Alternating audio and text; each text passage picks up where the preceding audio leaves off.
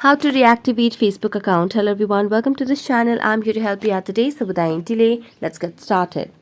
Now to reactivate the Facebook account, first of all launch the Facebook application, but before that you can launch the Google Play Store application on your device and search for the Facebook application just to make sure you have an updated version of it. So let's tap on the Facebook, and as you can see there's no option of update, which means we have the latest version of the Facebook application.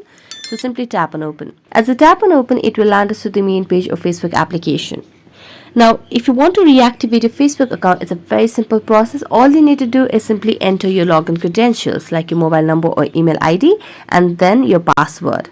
So you just have to enter that over here.